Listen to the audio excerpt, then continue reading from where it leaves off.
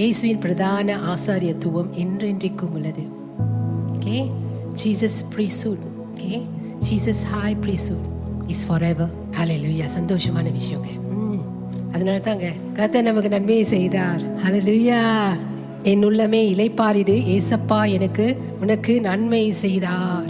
இளைப்பாருங்க தேவ பிரசன்னத்துல. இயேசுவோட ஆசாரியத்துவம் என்றென்றைக்கும் பிரதான ஆசாரியத்துவம் பழைய ஏற்பாட்டுடைய ஆசாரியத்துவம் போல இல்ல. புதிய ஏற்பாட்டின் ஆசாரியத்துவம், இயேசுவோட ஆசாரியத்துவம், இயேசுவோட ஆசாரியத்துவம், இயேசுவோட ஆசாரியத்துவங்க பிரதான ஆசாரியத்துவம், கிரேட் ஹை priesthood. அது என்றென்றைக்கும் உள்ளது. ஏங்க என்றென்றைக்கும் உள்ளது தெரியுங்களா? ஏன் என்றென்றைக்கும் உள்ளதுன்னு தெரியுங்களா? ஏன் என்றென்றைக்கும் உள்ளதுன்னு நமக்காகங்க. ஹல்லேலூயா. ஆமென். பழைய ஏற்பாட்டை நீங்க எடுத்துக்கொள்ளும் பொழுது பிரியமானங்களே, பழைய ஏற்பாட்டோட ஆசாரியத்துவம் நீ நிரந்தரம் இல்லை. ஓகே, அதுக்கு முன்பாக நான் வசனத்துக்கு போறேனே. எபிரேயர், ஓகே, எபிரேயர் 6வது அதிகாரம் 20வது வசனத்தை எடுத்துக்கொள்வோம். ஸோ பழைய ஏற்பாட்டில் நீங்க எடுத்துக்கொள்ளும் பொழுது பிரியமானங்களே, பழைய ஏற்பாட்டுடைய ஆசாரியத்துவம் நிரந்தரம் அல்ல. ஏன் தெரியுங்களா? அது மனுஷரால் செய்யப்பட்டது. தேவன் லேவி கோத்திரத்திலிருந்து ஆரோன் மூலம், ஆரோனாக்கே அந்த பிரதான ஆசாரிய ஊழியத்தை அவர் செஞ்சார். ஆசாரிய ஊழியத்தை பிரியமானங்களே, இப்படிதான் அவங்களோட ஊழியம் பெற்றது. சாதாரண மனுஷன் மூலமாய் தான் அந்த ஆசாரியத்துவம் இருந்தது. அந்த ஆசாரியத்துவத்துல தேவன் பிழை கண்டுபிடித்தாருங்க. எபிரேயர் 8வது அதிகாரத்தை நீங்க வாசிக்கும் பொழுது உங்களுக்கு தெரியும். அதுல தேவன் பிழை கண்டுபிடித்தா. ஏன் தெரியுங்களா? அது நிரந்தரம் அல்ல, அது சாதாரண மனுஷன் தான். அது அநேக தடவை ஜனங்களை ஆசீர்வதிக்க முடியாது. இப்ப பிரியமானங்களே, இந்த ஆசாரியனை, பழைய ஏற்பாட்டுடைய ஆசாரியன், அவன் மகா பரிசுத்த ஸ்தலத்துக்குள்ள அவன் போகும்பொழுது நடுங்கி போயிட்டு இருப்பாங்க, பயந்து போயிட்டு இருப்பான். ஏன் தெரியுங்களா? அவனுக்குள்ள எந்த பிழை இருந்தாலும் கூட அங்கே அவன் சாகடிக்கப்படுவான், செத்து போவான். அதனாலேங்க எத்தனை பேர் அதெல்லாம் படிச்சிருக்கீங்க? பழைய ஏற்பாட்டில் படிச்சிருக்கீங்களே. ஸோ அதனால அவங்க பயந்துட்டு போவாங்க. இதுவும் இருந்தது பிரியமானங்களே. பழைய ஏற்பாட்டோட ஆசாரியத்துவம் எப்படின்னா, அந்த ஆசாரியன் சரியா இருந்து, ஜனங்கள் சரியா இல்லைனா, ஜனங்கள் சரியா இல்லை, ஆனா அந்த ஆசாரியன் சரியா இருந்தா தேவன் அந்த பலிகளை ஏற்றுக்கொண்டு அந்த ஜனங்களை ஒரு வருஷம் முழுவதும் ஆசீர்வதிப்பாரு. அவங்க கைட்டு செய்யும் எல்லாமே ஆசீர்வாதமா இருக்கும். அவங்க நிலத்தின் கனிகள் ஆசீர்வாதமா இருக்கும். இப்படியா அவங்க விளைச்சல்கள்லாம் ஆசீர்வாதமா இருக்கும். ஸோ எல்லா விதத்துலையும் மிருக ஜீவன்கள்லாம் ஆசீர்வாதமா இருக்கும்.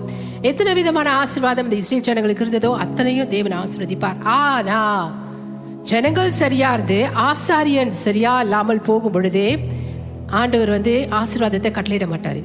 பழைய ஏற்பாட்டுல இது இருக்குங்க. எத்தனை பேருக்கு அது தெரியும்? வருஷத்துக்கு ஒரு தடவை அந்த பலியை செலுத்துவதற்காக மகா பரிசுத்த ஸ்தலத்துக்குள்ள இந்த ஆசாரியன் கடந்து போவான். ஓகே, லேவி கோத்திரத்திலிருந்து நியமிக்கப்பட்ட ஒரு ஆசாரியன் அவன் அதுக்குள்ள கடந்து போவான். பிரியமானங்களே, ஸோ அப்ப நீங்க பாத்தீங்கன்னா அங்க ஜனங்களுடைய ஆசீர்வாதம் அங்க நிரந்தரம் இல்லை. அது அந்த ஆசாரியனை பொறுத்திருந்தது. ஆனா ஆசாரியன் சாதாரண மனுஷன் தான். ஸோ அதனால தான் தேவனுடைய ஆசைலாம் என்ன தெரியுங்களா?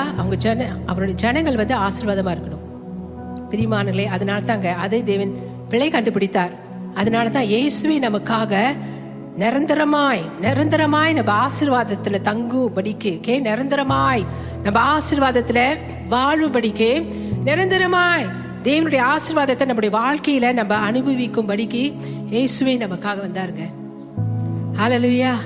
இயேசு மரித்து உயிர்த்தெழுந்த பிறகுங்க நமக்காக பிரதான ஆசாரியராய் இருக்கிறார். தெரியுங்களா? ஆமென். ஹல்லேலூயா, ஹல்லேலூயா. இயேசுவோட ஆசாரியத்துவம் சபிக்காதுங்க, ஆசீர்வதிக்கும். பழைய ஏற்பாட்டோட ஆசாரியத்துவம் அப்படி கிடையாது. அது ஆசீர்வதிக்கும், அது சபிக்கும். ஏன்னா அது மனுஷனை பொறுத்தது. ஸோ இயேசு நீங்க பாத்தீங்கன்னாங்க இயேசு. ஓகே, அடுத்த அதிகாரத்தை எடுத்துக்கொள்வோமா? எபிரேயர் 5வது அதிகாரம் 1வது வசனம். அன்றியும் மனுஷரில் தெரிந்து கொள்ளப்பட்ட எந்த பிரதான ஆசாரியனும் பாவங்களுக்காக காணிக்கைகளையும் பலிகளையும் செலுத்தும்படி மனுஷனுக்காக தேவன் காரியங்களை பற்றி நியமிக்கப்படுகிறான். பாருங்க, தெரிந்து கொள்ளப்பட்ட எந்த பிரதான ஆசாரியனும், பழைய ஏற்பாட்டுலங்க, பழைய ஏற்பாட்டை பத்தி இது பேசுது. ஓகே, அன்றியும் மனுஷரில் தெரிந்து கொள்ளப்பட்ட எந்த பிரதான ஆசாரியனும் பாவங்களுக்காக காணிக்கைகளையும் பலிகளையும் செலுத்தும்படி. அப்படின்னா யாருங்க? ஜனங்களுடைய பாவங்களுக்காக, ஜனங்களுடைய பாவங்களுக்காக, அவனுடைய பாவங்களுக்காகவும் அவன் செலுத்தணும். ஏன்னா அவன் சாதாரண மனுஷன். ஓகேங்களா பிரியமானங்களே?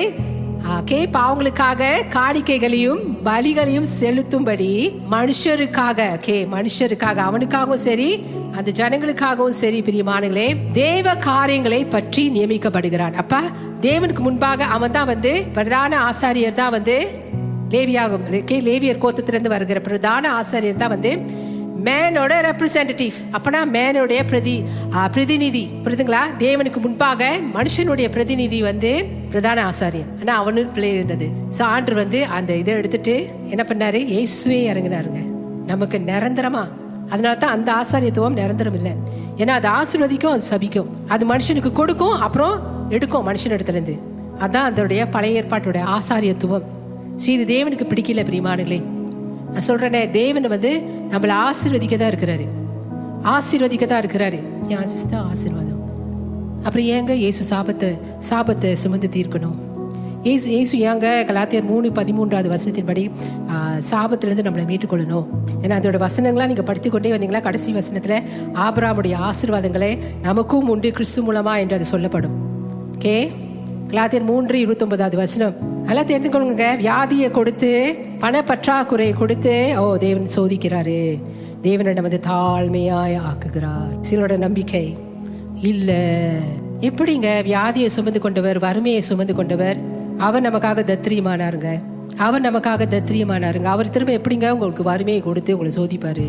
நீ அதுல இருந்து நல்ல கிறிஸ்தனா தேறினவனாய் வா. எப்படி வியாதியை கொடுத்து நம்மளை தேறினவனாய் வா, அதுல இருந்து நான் ஒரு பாடத்தை கத்து கொடுக்குறேன். எப்படி சொல்லுவாரு? சுமந்து கொண்டவர். அப்ப தேவன் வியாதியை கொடுக்கிறாருன்னா, ஏன்னா அதெல்லாம் சொல்றேன்னா ஒரு சிலரோட நம்பிக்கை இருக்கு, சிலர் இதெல்லாம் நம்பி கொண்டு இருக்கிறாங்க. வியாதியை கொடுத்து உங்களுக்கு ஒரு பாடத்தை கற்றுக் கொடுக்குறான்னா, இயேசு உங்களுக்காக அடிபட்டு இருக்க தேவையில்லை. அந்த வியாதியை சுமந்து கொண்டிருப்பதே தேவையில்லை, கொண்டிருக்கவே தேவையில்லைங்க. நல்லா தெரிந்து கொள்ளுங்க. ஏன்னா அடுத்தது என்ன தெரியுங்களா? வியாதி வந்துட்டுனா தேவன் சோதிக்கிறான்னா, ஏன் டாக்டர் போய் பார்க்குறீங்க? பார்க்கக்கூடாது. லாஜிக் இருக்குங்களா? இருக்கு. ஏன்னா நம்மளாம் புது கிருபையின் உடன்படிக்கையின் கீழ் வாழ்ந்து கொண்டிருக்கிறோம். புதிய உடன்படிக்கை கிருபையின் கீழ். உங்களுக்கு பிடிச்சிருக்கோ பிடிக்கலையோங்க, இதுதான் சத்தியம். இந்த சத்தியத்தை நல்லா தெரிந்து கொண்டு இதுல நடக்கிறவங்க விடுதலை ஆவாங்க. கிருபை தான் இயேசு, இயேசு தான் கிருபை. ஹல்லேலூயா. கிருபையின் வடிவமானவர், அன்பின் வடிவமானவர், அன்பின் சொரூபி, கிருபையின் சொரூபி நம்முடைய இயேசுங்க. ஹல்லேலூயா. அதனால நமக்காக பிரதான ஆசாரியாரா வந்தாரு. நிரந்தரமான ஆசாரியத்துவங்க. பழைய ஏற்பாட்டின் ஆசாரியத்துவம் போல இல்ல. நிரந்தரமான ஆசாரியத்துவம் எனக்காகவும் உங்களுக்காகவுங்க. இந்த நாள் மட்டும், இந்த நாள் வரையிலும், இன்னும் வரக்கூடிய நாள் வரையிலும் பிரதிநிதியா இருந்து கொண்டே தான் இருப்பாரு. ஆமென். ஹல்லேலூயா. எஸ். சோ இயேசு நம்முடைய பிரதான ஆசாரியராக தேவனுக்கு முன்பாக நம்மை பிரதிநிதிக்கிறார். அவர் நம்மளை பிரதிநிதிக்கும் பொழுதுங்க நம்ம யாங்க பயப்படணும்? நம்ம யாங்க கவலைப்படணும்? நம்ம யாங்க நம்ம பரிசோதிக்கணும்? நான் தேவனுக்கு திருப்தியா? நான் தேவனை சந்தோஷப்படுத்துறேனா? இல்ல பிரியமானங்களே, நீங்க கேட்க வேண்டிய கேள்வி என்ன தெரியுங்களா? இயேசு நம்முடைய பிரதிநிதியா இருக்கிறதுனால, அவர் முடித்த வேலை பூர்ணமா இருக்கிறதுனால, அவர் சிலுவையில முடித்த வேலை பூர்ணமா இருந்ததுனால, கம்ப்ளீட். அது அப்படியா இருக்கிறதுனால பூர்ணத்திலும் பூர்ணமானது, முழுமையிலும் முழுமையானதாம். அதுல சின்ன ஒரு பழுதுக்குள்ள இல்லைங்க. ஏன்னா அவர் தேவன். மனுஷ சாயல்ல மனுஷனால முடியாததை நமக்காக செய்து முடித்தார். ஹல்லேலூயா. ஆமென். சோ உங்க ஆசீர்வாதம் எல்லாமே பிரியமானங்களே, உங்க ஆசீர்வாதங்கள் எல்லாமேங்க அந்த பிரதான ஆசாரியர் நம்ம கிறிஸ்து இயேசு இருக்கிறார்களே, சதா காலமும் உயிரோடு நான் மரித்தேன். பழைய ஏற்பாட்டோட ஆசாரியத்துவம் மரித்தது தான். ஆனா இயேசு சொன்னார், மரித்தேன், ஆனா சதா காலம் நான் உயிரோடு இருக்கிறேன். சதா காலமும் உயிரோடு இருக்கிறதுனால அவருடைய ஆசாரியத்துவமும் எப்பொழுதுமே இருக்கும், சதா காலமும் இருக்கும். நமக்காக காணிக்கைகளையும் நான் ஆசாரியனும் நான் திரும்ப படிக்கிறேன். அன்றியும் மனுஷரில் தெரிந்து கொள்ளப்பட்ட எந்த பிரதான ஆசாரியனும் பாவங்களுக்காக காணிக்கைகளையும் பலிகளையும் செலுத்தும்படி மனுஷனுக்காக தேவ காரியங்களை பற்றி நியமிக்கப்பட்டிருக்கிறார். மனுஷனுக்காக பழைய ஏற்பாட்டுள்ள ஆசாரியன். இப்ப இயேசு நமக்காக ஒரே தரம் வரிகளை செலுத்தி எல்லாமே பூரணமானபடியினால நமக்காக நிரந்தரமாய் ஆசாரியனாயிட்டாரு. பிரதான ஆசாரியருங்க. ஹல்லேலூயா. நம்மளுடைய பிரதிநிதி இயேசு. ஆமென். அதனால நம்முடைய ஆசீர்வாதங்கள் நமக்கு நிச்சயமே. ஹல்லேலூயா. அந்த வசனத்துல எபிரேயர் 6வது அதிகாரம் 20வது வசனம் சொல்லுதுங்க, நமக்கு முன்னோடினவராகிய இயேசு மெல்கிசேதேக்கின் முறைமையின்படி நித்திய பிரதான ஆசாரியராய் நமக்காக அந்த திரைக்குள் பிரவேசித்திருக்கிறார். ஆமென். சுப்ரியமானங்களே, இயேசு மெல்கிசேதேக்கின் முறையின்படி நமக்கு முன்னோடினவராகிய இயேசு மெல்கிசேதேக்கின் முறையின்படி, மெல்கிசேதேக் ஆங்கிலத்துலங்க, அவருடைய முறைமையின் படிங்க நித்திய பிரதான ஆசாரியராய் நமக்காக. அப்படின்னா ஏன் இயேசு மெல்கிசேதேக்கின் முறையின்படி ஏன் அது அப்படி போட்டிருந்தது? ஏன் தெரியுங்களா? மெல்கிசேதேக்கை குறித்து அவர் சாலமீன் ராஜா அவரை குறித்து நீங்க ஆதியாகமம் 14வது அதிகாரத்துல நீங்க வாசிக்கலாங்க. 14லேருந்து 20வது வசனம். ஸோ அந்த வசனம் எப்படி வருதுன்னா, வசனம் படிக்க தேவையில்லை, நான் சுருக்கமாக சொல்லிடுறேனே மெல்கிசேதேக்கை குறித்து. பிரியமானவர்களே, ஸோ எதிரிகளான ராஜாவோட ஆபிரகாம் சண்டை போட்டு வந்த பிறகுங்க ரொம்பவும் களைப்பாக இருந்தான். அப்போ அவனுக்கு முன்பாக வந்தது மெல்கிசேதேக் தான். மெல்கிசேதேக் தான் என்னதை கொண்டு வர்றாருங்களா? அப்பமும் திராட்சை ரசமும். இது என்னதை குறிக்குது? திருவிருந்து பந்தி. பிரியமானவர்களே, எஸ், அது ரெண்டையும் அது கொண்டு வராரு அவர் திரும்பவும் பலன் அடையிறதுக்குங்க. அப்பமும் திராட்சை ரசமும். இயேசு மெல்கிசேதேக் ஆசாரியத்துவத்தின் படி இருப்பதால் நாம் இன்று அதனால தான் அவருடைய ஆசாரியத்துவம் என்ன தெரியுங்களா? மெல்கிசேதேக்கின் ஆசாரியத்துவம் மனுஷனுக்கு கொடுக்கும். பழைய ஏற்பாட்டில் ஆரோனின் ஆசீர்வாதத்தை ஆரோனின் ஆசாரியத்துவத்தை போல அல்ல இல்லைங்களா? அது மனுஷனிடத்திலிருந்து எடுக்கும். அந்த வசனம் சொல்லுது, இயேசு மெல்கிசேதேக்கின் முறையின்படி நித்திய பிரதான ஆசாரியராய் நமக்காக. மெல்கிசேதேக்கின் ஆசாரியத்துவம் கொடுக்கும்னா give and give. ஹல்லேலூயா. நம்மளுடைய கடமை take and take. இதுதான் தேவன் விரும்புறாருங்க நம்ம கிட்ட. கொடுப்பீங்களா ஆண்டவரே? 10 நிமிஷம் தான் ஜெபம் பண்ணினேன், கொடுப்பீங்களா ஆண்டவரே? இந்த சத்தியத்தை தெரியலனா கஷ்டங்க. ஆண்டவர், ஐயோ என் பிள்ளையே, வேதத்தை தெரியலையே, நான் உனக்காக எவ்வளோ செஞ்சிருக்கிறேன், தெரியாம போச்சு அவனுக்கு, இப்படி கேட்குறிய. நீங்க எல்லாம் தேவனுடைய பிள்ளைங்க. எத்தனை தேவ பிள்ளைங்க இங்க உட்காந்துருக்கீங்க? இயேசுவின் ரத்தத்தால் கழுவப்பட்டு வாங்கப்பட்டு பாவங்கள் மன்னிக்கப்பட்டு நீதிமான்களாய் ஆக்கப்பட்ட எத்தனை பேர் இங்க உட்காந்து கொண்டிருக்கீங்க? இந்த மாதிரி ஜபலாம் நீங்க செய்யக்கூடாது, ஆண்டோட இப்படிலாம் போகக்கூடாது. ஏன் உண்மைங்க. ஸோ மெல்கிசேதேக்கோட ஊழியம் அவருடைய ஆசாரியத்துவம் கொடுத்து கொண்டே இருக்கும். அல்லேலூயா. அதனால நம்முடைய இயேசுவோட ஆசாரியத்துவம் அதனுடைய முறைமையின் படிதான் இருக்குங்க. வேதம் சொல்வது போல கொடுத்து கொண்டே இருக்கும். தேவன் கொடுப்பாரு கொடுத்து கொண்டே தான் இருப்பாரு. உங்க பிள்ளைங்களை உதாரணமா நீங்க வச்சு பாருங்க. உங்க பிள்ளைங்களுக்கு எவ்வளவா நீங்க செய்யணும்னு இருப்பீங்க உங்க மனசுலங்க. அதனாலதான் இயேசு சொல்றாருல, உங்க பிள்ளைங்க ரொட்டியை கேட்டா நீ பாம்பை கொடுப்பியா? மத்தேயு 7:11. அப்ப பொல்லாதவர்களாய் நீங்களே உங்க பிள்ளைங்களுக்கு நல்லதே நீங்க கொடுக்கணும்னு வாஞ்சிக்கும் பொழுதே நான் பரலோக பிதா இன்னும் அவங்களுக்கு எவ்வளவு நல்லது செய்வார்னு இயேசு சொல்றாருங்க. அதுக்காக தான் தேவன் நமக்கு பிரதான ஆசாரியரா, நித்தியமான நிரந்தரமான பிரதான ஆசாரியராகவும் இருக்கிறார். ஹல்லேலூயா. அவர் உயிர் தெழுந்தது காரணம் என்னங்க? முதல்ல நம்ம பாவங்கள்ல இருந்து எல்லாமே மன்னிக்கப்படணும். அடுத்தது நம்ம நீதிமானாய் ஆக்கப்படணும். ரோமர் 4:25 பார்த்தோம் 2 வாரத்துக்கு முன்ன இந்த வசனத்தை. நீமானுங்களே, அடுத்தது நமக்கு பிரதான ஆசாரியரா இருப்பதுக்காக Hallelujah. Amen. Amen. Amen. Yes. So இயேசு மெல்கிசேதேக் ஆசாரியத்துவத்தின் படி இருப்பதால், உங்களுக்காகவும் எனக்காகவும் தேவனுடைய பிரதிநிதியா இருப்பதாலுங்க, இயேசு தான் நம்முடைய பிரதிநிதி. அதனால நம்ம எபிரேயர் 4வது அதிகாரம் 16வது வசனத்தின் படி பிரியமானங்களே, தைரியமாய் கிருபாசன தண்டையில் வரக்கடுவோம். Boldly come to the throne of grace to receive from God. Hallelujah. Boldly come. என்ன ஏத்துனீங்களா? இயேசு நம்முடைய பிரதான ஆசாரியராம். Boldly come. தைரியமாய் கிருபாசனத்தண்டே போக கடவோம். Amen. Let us therefore come boldly unto the throne of grace, that we may obtain mercy and find grace to help in time of need. எப்போதுமே உங்களுக்கு கிருபை இருக்குங்க. mercy இரக்கம் தமிழ்ல, and find grace கிருபை. சில நேரம் mercy சொல்லப்படுறத இரக்கம் கூட சொல்லுது தமிழ்ல. சாரி, கிருபைன்னு கூட சொல்லும். கிருபைன்னு கூட மொழிபெயர்த்திருக்காங்க தமிழ் பைபிள்ல. mercy and grace come boldly. ஏன் தெரியுங்களா? இயேசு நமக்கு பிரதான ஆசாரியர் ஆயிட்டாரு. நிரந்தரமான பிரதான ஆசாரியா இருக்கிறதுனால நம்ம தைரியமா கிருபாசன தண்டையில போய் நம்ம அவர்கிட்ட பெற்றுக்கொள்றோம். பிரியமானங்களே, இவ்வளவு நல்ல தேவன்ல இங்க பிரசங்கத்துல தேவன் எவ்வளவு உங்களுக்கு நல்லவரா இருக்கிறா நீங்க பாக்குறீங்களாங்க? தேவன் உங்க மேல எவ்வளவு அன்பு வச்சிருக்கிறா நீங்க பாக்குறீங்களாங்க? என் பிரசங்கம் அது தாங்க உங்களுக்கு காட்டுது. அது தாங்க உங்களுக்கு காட்டிக்கொண்டே இருக்கோங்க. ஏன் தெரியுங்களா? நீங்களாம் விசேஷமான ஜனங்கங்க. Amen.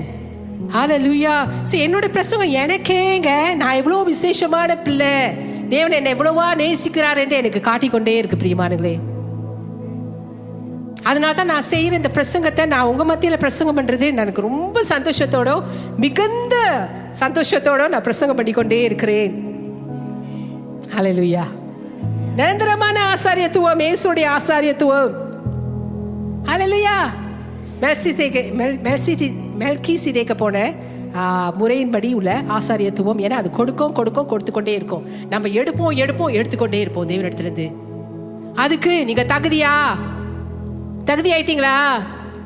ஏசு ரத்தத்தால் ஆக்கப்பட்டுட்டீங்க. ஹல்லேலூயா. திரும்ப ஒரு வசனத்துக்கு போவோமா? ரோமர் 8வது அதிகாரம் 34வது வசனம். ஆக்கினைக்குள்ளாக தீர்க்கிறவன் யார்? உங்களை ஆக்கினைக்குள்ளாக தீர்க்கிறவன் யார்? Who dare condemn you? Okay, who is he that condemneth? Okay, உங்களை ஆக்கினைக்குள்ளாக தீர்க்கிறவன் யார்? கிறிஸ்துவே மரித்தார், அவரே எழுதும் இருக்கிறார், அவரே தேவனுடைய வலது பாரிசத்திலும் இருக்கிறவர், நமக்காக வேண்டுதல் செய்கிறவரும் அவரே. ஓ ஹல்லேலூயா.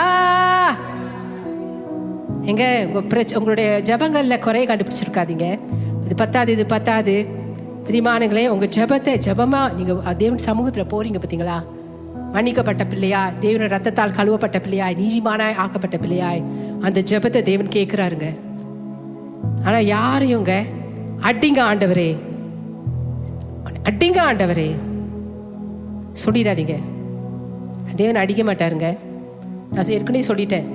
அடினா எதிராளி தான் அந்த வார்த்தையை எடுத்துட்டு போய் அடிப்பான். நீங்களே காரணராயிருவீங்க அதுக்கு. தேவன் உங்க தண்டனையெல்லாம் சுமந்து கொண்டபடினால அவர் அதனால தான் பாருங்க வசனம் செல்வா சொல்லுது, ஆக்கினைக்குள்ளாக தீர்க்கிறவன் யார்? ஆக்கினைக்குள்ளாக தீர்க்கிறவங்க தான் ரொம்ப கெட்டதா பேசுறவங்க, நம்மளை பத்தி கெட்டதா பேசுறவங்க. நீயா இப்படியா, இவங்களா அப்படியா அப்படின்ட்டு. பிரியமானவே, கிறிஸ்துவே மரித்தவருங்க, கிறிஸ்துவே நமக்காக மரித்தாருங்க, அவரே எழுந்தும் இருக்கிறாருங்க. எல்லாம் நமக்காக பிரியமானங்களே, நமக்காக. ஸோ தேவனுடைய சமூகத்தில் நீங்க போகும்பொழுது தைரியமா போங்க. கிருபாசன தண்டையில தைரியமா போய் அவரிடத்துல இருந்து பெற்றுக்கொள்ளுங்க இயேசு மூலமாய்.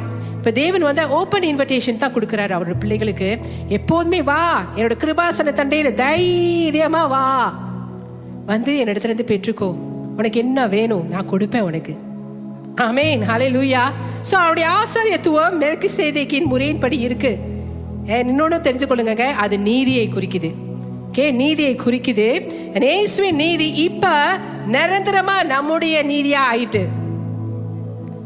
இயேசுவோட நீதி இப்ப நம்முடைய நீதியாகவும் நிரந்தரமாயிட்டு. இதுதான் கிருபை. இதுதான் தேவன் நம்ம மேல பாராட்டுகிற தகுதி இல்லா தயவு. அதான் கிருபை. நம்ம சம்பாதித்து அதை பெற்றுக்கொள்ள முடியாது. நம்ம எவ்வளவு தான் ஜெபித்தாலும் அதை நம்ம பெற்றுக்கொள்ள முடியாது. எவ்வளவு தான் வேதத்தை நம்ம வாசிச்சாலும் அதை நம்ம பெற்றுக்கொள்ள முடியாதுங்க. நம்ம எவ்வளவு தான் நல்ல கிரியைகளை செய்தாலும் நம்ம பெற்றுக்கொள்ள முடியாதுங்க. எவ்வளவு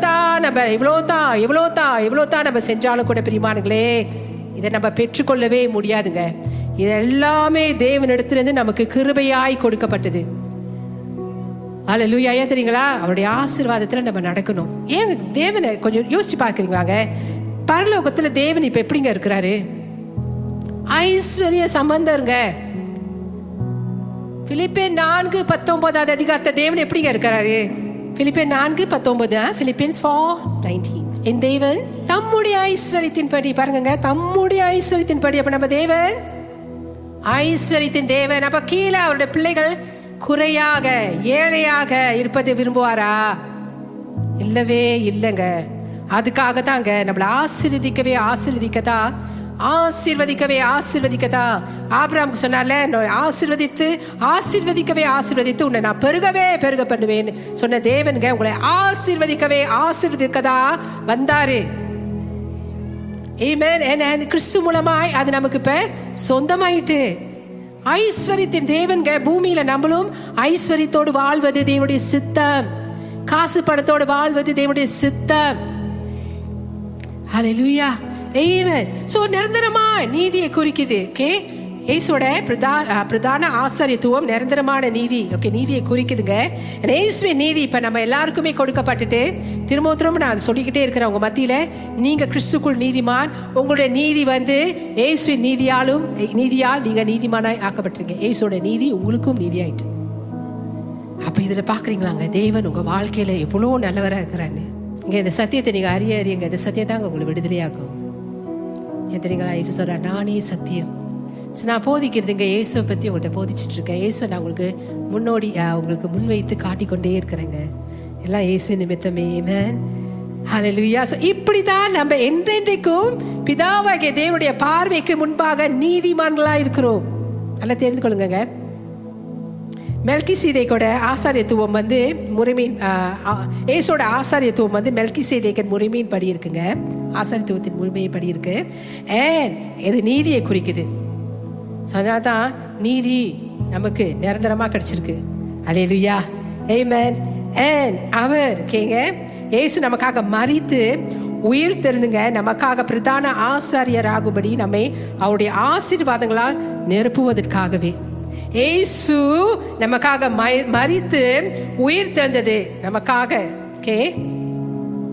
மரித்ததும் நமக்காக உயிர் தெரிந்ததுங்க நமக்காக பிரதான ஆசாரியராக இருப்பதுங்க நம்மை அவருடைய ஆசீர்வாதங்களால் நிரப்புவதற்காக மாத்திரமே. ஏழ்மையை பார்த்துட்டீங்கன்னா தேவ சித்தம் சொல்லிடாதீங்க. இது மூலமா தேவன் எனக்கு ஒரு பாடம் கற்றுக் கொடுக்குறான்னு சொல்லிடாதீங்க. இதுல தான் நான் என்ன சொல்றேன், இது எனக்கு ஒரு பாடம், தாழ்மை அப்படின்லாம் சொல்லிடாதீங்க. ஐஸ்வர்யத்தின் தேவனுங்க. உங்க குறைகள் எல்லாமே கிறிஸ்து இயேசுக்குள்ளங்க. கிறிஸ்து இயேசுக்குள் நீங்க இருக்கீங்க. மகிமையிலே நிறைவாக்குவார். But my God shall supply all your need according to his riches in glory. According to his riches in glory. அப்புறம் எவ்வளோ ஐஸ்வர்ய சம்பந்தர், எவ்வளோ ஐஸ்வர்யம் நிறைந்த தேவன் நம்ம தேவன் பார்த்துக்கொள்ளுங்க. ஒரு விசுவாசிக்கு இந்த விசுவாசம் வேணும். இப்படிலாம் தேவனை நீங்க பார்க்கணும், தியானம் பண்ணணும். இதுவே உங்களுடைய வார்த்தையின் அறிக்கையாகவும் வாயின் அறிக்கையாகவும் இருக்க வேண்டும். ஆமென். ஹல்லேலூயா. சோ இயேசு மரிக்க மாட்டார். அதான் சொன்னார்ல, நான் மரித்தேன் ஆனா சதா காலமும் வெளிப்படுத்தின விசேஷத்துல அந்த வசனம் இருக்குங்க. இயேசு மரிக்க மாட்டாருங்க. அவர் சதா காலமும் உயிரோடு இருக்கிறவர். சதா காலமும் உயிரோடு இருக்கிறவர்.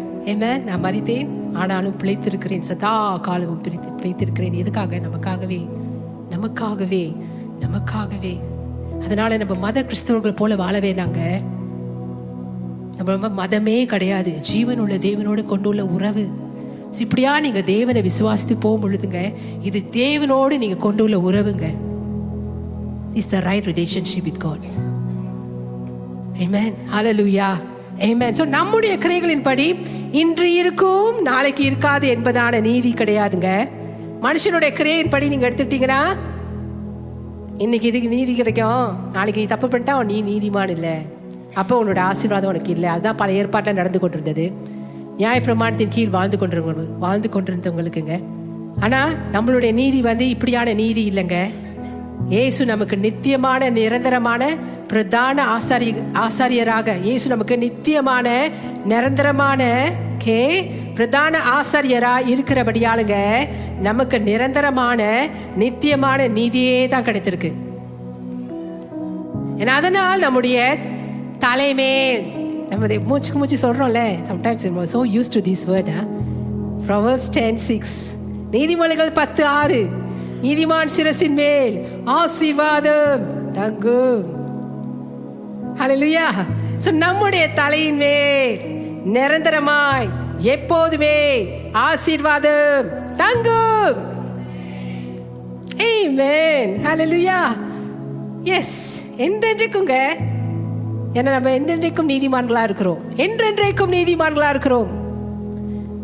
இயேசுடைய பிரதான ஆசாரியத்துவத்தின் நிமித்தம், ஓகே பிரியமானங்களே, இயேசுடைய பிரதான ஆசாரியத்துவத்தின் நிமித்தம் அது நீதியை குறிக்குது, என்றென்றைக்கும் இருக்கு. இயேசுடைய பிரதான ஆசாரியத்துவம் என்றென்றைக்கும் சதா காலம் இருக்கிறபடினால, தேவன் எப்போதுமே நீதிமானா இருக்கிறபடினால நாமும் எப்பொழுதுமே நீதிமான்கள் தான். நீதிமான் சிரசின் மேல் ஆசீர்வாதம் தங்கும். நம்ம தலை மேல ஆசீர்வாதம் தங்கி கொண்டே இருக்கும்.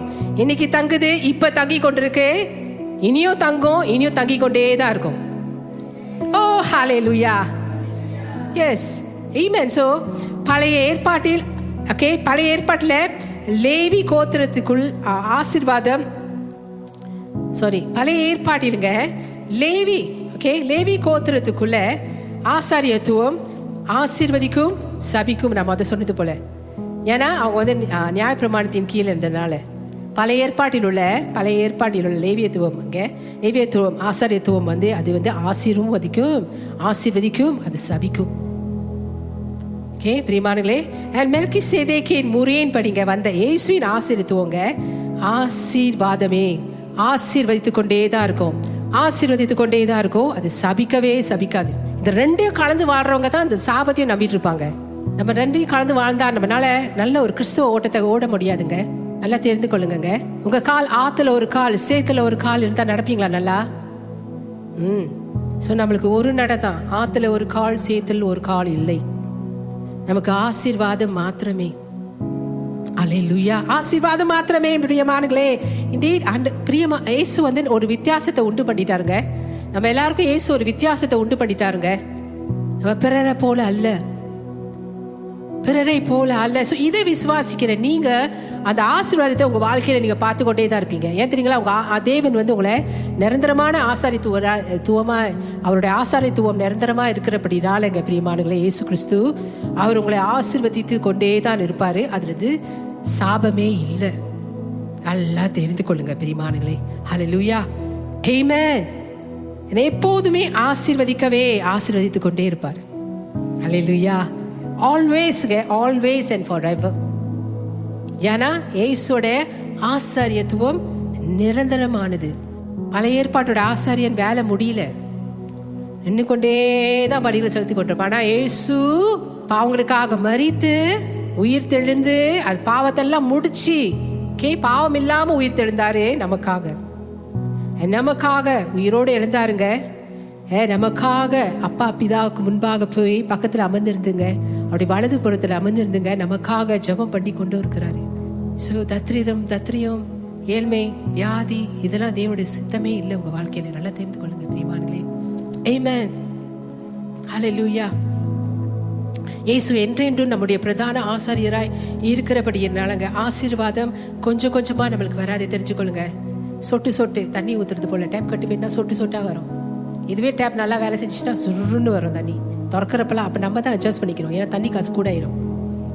ஏங்க நம்மளோட வாழ்க்கையில் சொட்டு சொட்டு அப்படின்னா கொஞ்சம் கொஞ்சமாக ஆசீர்வாதம் வராது, நீரோட்டம் போல இருக்குங்க. நீரோட்டம். அருவியை பார்த்துருக்கீங்களா?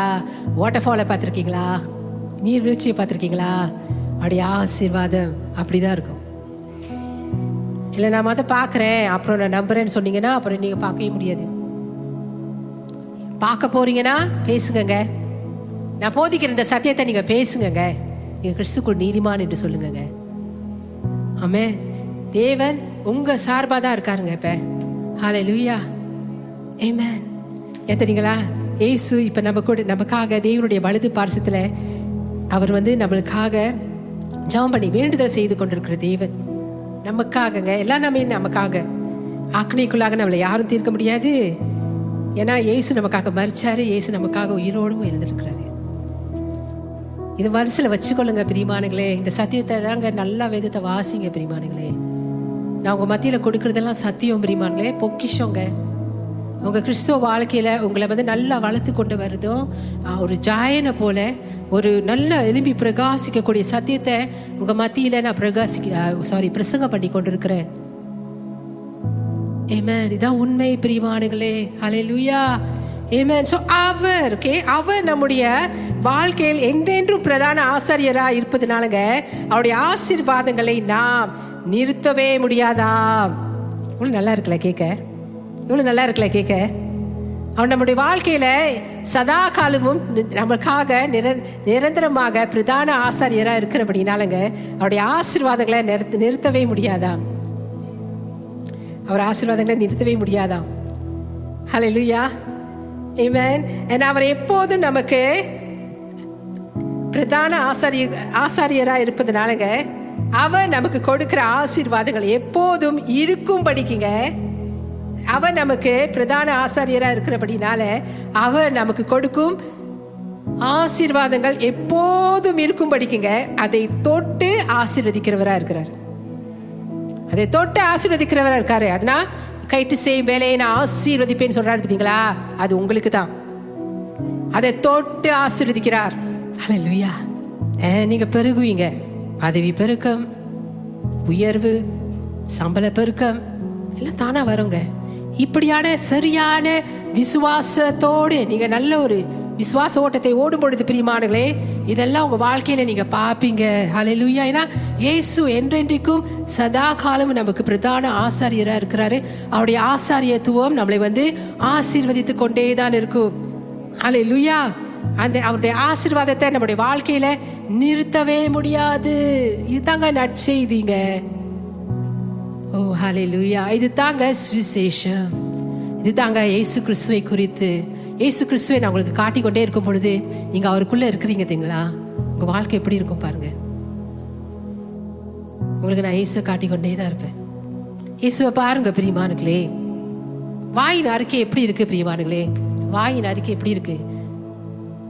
சோத்திரம் சோத்திரம் சொல்றோம். வீட்டுல நம்ம எப்படி இருக்கிறோம்? இதெல்லாம் ரொம்ப முக்கியம். அநேக தடவை யோப போல அந்த ஹேச் எப்படி உடஞ்சிச்சு? பயந்தான். பயம் ஒரு ஸ்பிரிட். பயம் ஒரு ஆவியை தான். ஏன்னா தீமோத்தி புத்தகத்துல இயேசு தெளிவா சொல்ற தேவன் நாங்க தெளிவா எழுதி வச்சிருக்க போலங்கள் தெளிவா சொல்றாரு, பயத்தின் ஆவியை கொடாமல். அப்படின்னா பயம் ஒரு ஆவி. ஸோ அவன் வாயினாலே தப்பு பண்ணிட்டான். எது பயந்தானோ அப்படியே அவனுக்கு நேரிட்டது. 1வது அதிகாரத்துல அவன் எது பயந்தானோ 3வது அதிகாரத்துல யோபு புத்தகத்துல அது அப்படியே அவனுக்கு அப்படியே நடந்தது. ஆனா நம்ம அப்படி இல்லைங்க. நம்ம இயேசு முடித்த வேலையை தான் நம்ம பேசணும். நம்ம ஆசீர்வதிக்கப்பட்டங்க. நான் கிறிஸ்துக்குள் நீதிமான். ஆமென். நம்ம ஆசீர்வதிக்கப்பட்டுட்டோம். நம்முடைய ஆசீர்வாதம் நிலையானது. சரியா ஓடு, அப்பதான் உன் ஆசீர்வாதம் சரியா இருக்கும். சரியா விசுவாசிங்க, ஆசீர்வாதம் நிலையா இருக்கும். நீங்க சரியா விசுவாசிக்கும். நீங்க சரியா விசுவாசிக்கும் பொழுதுதான் பிரியமானவர்களே சரியா வாழ்வீங்க. சரியா விசுவாசிக்கும் பொழுதுதான் சரியா வாழ்வீங்க. உங்க ஆசீர்வாதம் நிலையானதை நீங்க பாப்பீங்க. இதுவும் உண்மை. ஆமென். ஹல்லேலூயா. சோ நீங்க சரியா விசுவாசிப்பதை குறித்து தான் உங்க மத்தியில நான் பேசி கொண்டிருக்கிறேங்க. இதுதான் சரியான விசுவாசம். ஹல்லேலூயா. சோ நம்ம வாழ்க்கையை தொடுகிறார். சோ நம்ம வாழ்க்கையை தேவன் தொட்ட பொழுது நம்மளுக்கு என்னங்க ஆச்சு? தேவன் நம்மளை தொட்டு ஆசீர்வதித்த பொழுது நம்மளுக்கு என்னங்க ஆச்சு? நமக்கு நித்திய ஜீவன் கிடைச்சிருக்குங்க. நிரந்தரங்க. அவருடைய ஆசாரியத்துவம் நிரந்தரமா இருக்கிறதுனால அவன் நம்மளை தொட்டு தொட்டு ஆசீர்வதித்தது படினா நமக்கு நித்திய ஜீவன். என்ன ஒரு ஆசீர்வாதம், என்ன ஒரு ஆசீர்வாதங்க. பிறர் கிடைக்காது நம்மளுக்கு கிடைச்சிருக்குங்க. இன்னும் நிறைய பேர் அதுக்குள்ள வரணும், வர மாட்டாங்க. நமக்கு கிடைச்சிருக்குங்க. பாக்கியவான்கள் நம்ம. ஹல்லேலூயா. நம்ம ஊழியத்தை தொடும் பொழுது கூட அது கூட அப்படிதான் நித்தியமா இருக்கும். அது தொட்டு ஆசீர்வதிக்கும் பொழுது இந்த கான்செப்டோட நீங்க போங்களேன். இதுதான் ரைட் பிலீவிங். நீங்க சரியா வாழ்வீங்க. இயேசுவை சரியா விசுவாசிங்க, சரியா வாழ்வீங்க. ஹல்லேலூயா. அவருடைய ஆசாரியத்துவம் என்றென்றைக்கும் உள்ளது, என்றென்றைக்கும் உள்ளது என்று அதிகமா நீங்க பார்க்கங்க. தேவனுடைய ஆசாரியத்துவம், இயேசுவோட ஆசாரியத்துவம் என்றென்றைக்கும் உள்ளது என்று நீங்க அதிகமா பார்க்கங்க. அதை நீங்க பார்க்கும் பொழுதுதான் பிரியமானங்களே, அதை நீங்க பார்க்கும் பொழுதுதான் நம்முடைய ஆசீர்வாதங்கள் இன்னும் நிரந்தரமாக இருக்கும். யோபை போல ராங் பிலீஃப்ல போயிடாதீங்க. நம்மளாம் கிறிஸ்துக்குள்ள இருக்கிறோம். பழைய ஏற்பாட்டுக்கு ஓடிடாதீங்க. நம்மளாம் கிறிஸ்துக்குள்ள இருக்கிறோம். பழைய ஏற்பாடு தேவன் பிழை கண்டுபிடிச்சாரு. இப்ரூவை போய் வாசிங்க. இப்ரூ 8வது அதிகாரத்தை போய் வாசிங்க பிரியமானங்களே. அதனால தான் இயேசு நமக்காக வந்தாரு. எபிரேயர் 5வது அதிகாரம் 1வது வசனம். நமக்காக பிரதிநிதிக்கிறாருங்க. நமக்காக, உங்களுக்காகவும் எனக்காகவும் பிரதிநிதிக்கிறார் தேவனுக்கு முன்பாக. அதனால தான் அப்பா தண்டிங்கன்னு சொன்னீங்கன்னா அவர் செய்ய மாட்டாரு. ஒரு ஆள் கொண்டு போறாங்கன்னு வச்சுக்கோங்களேன், பாருங்க ஆண்டவரே அவனை போட்டு கொண்டு வாங்க ஆண்டவரே. பேச அப்பாட்ட என்னம்மா சொல்லுவாரு, அப்பா நான் இவனுக்காக அடி வாங்கினேன், அதனால போட்டு கொண்டு எல்லாம் வர முடியாது. அப்பனால உங்களை அடிக்க முடியாது. இப்ப புரியுதுங்களா நான் சொல்றது? இந்த சத்தியத்துக்குள்ள வாங்கங்க. இது தாங்க சத்தியம். அந்த மாதிரி ஜபம் பண்றவங்க நீங்க இருந்தீங்கன்னா தயவு செஞ்சு அந்த ஜபத்தெல்லாம் விட்டுருங்க. வேணாம், தெய்வன் செய்ய மாட்டாருங்க. எதிராளிக்கு தான் நீங்க இடம் கொடுக்குறீங்க. அதை நீங்க நல்லா தெரிஞ்சுக்கொள்ளுங்க. வேணா பிரியமானுங்களே. ஹல்லேலூயா. ஆமென், ஆமென், ஆமென். ஹல்லேலூயா. சோ நம்ம வாழ்க்கை வந்து தொட்டாரு நம்மளுக்கு நித்திய ஜீவனுங்க. பாருங்க, நிரந்தரங்க. நித்திய ஜீவனே நிரந்தரமாச்சுங்க. நம்மளுக்கு வாழ்க்கை நித்திய ஜீவன் நம்மளுக்கு கொடுக்கப்பட்டது தான். கடைசி நேரத்தில் நீங்க நரகத்தை தள்ளப்படுவீங்க சொல்றவங்கள எடுத்துக்கொள்ளப்படுற நாள் இயேசு வந்து கொண்டிருக்க, ரட்ச சமீபமாகி கொண்டிருக்கு. அப்பதான் தெரியும் யார் எடுத்துக்கொள்ளப்படுவாங்க, யார் எடுத்துக்கொள்ளப்பட மாட்டாங்கன்னு. இல்லைங்க, அதெல்லாம் இல்லவே இல்லைங்க. யாரெல்லாம் இயேசு ரத்தத்தால கழுவப்பட்டிருக்காங்களோ, வாங்கப்பட்டிருக்காங்களோ, யாரெல்லாம் இயேசு தான் அவங்களுடைய சொந்த ரட்சகரா இருக்கிறாரோ, யாரெல்லாம் மறுபடியுமா பிறந்திருக்கிறாங்களோ ஆவியில, அவங்க எல்லாருமே எடுத்துக்கொள்ளப்படுவாங்க. எஸ், ஆமென், ஹல்லேலூயா. ஏன்னா நம்முடைய தகுதி இயேசு, நம்முடைய தகுதி இயேசு. ஹல்லேலூயா. எல்லாம் உங்களுக்காகங்க, உங்களுக்காகங்க. நான் ஸ்ட்ரெஸ் பண்ணி சொன்னேன், நமக்காக, நமக்காக, நமக்காக. தேவனுடைய பிரதிநிதி நமக்காக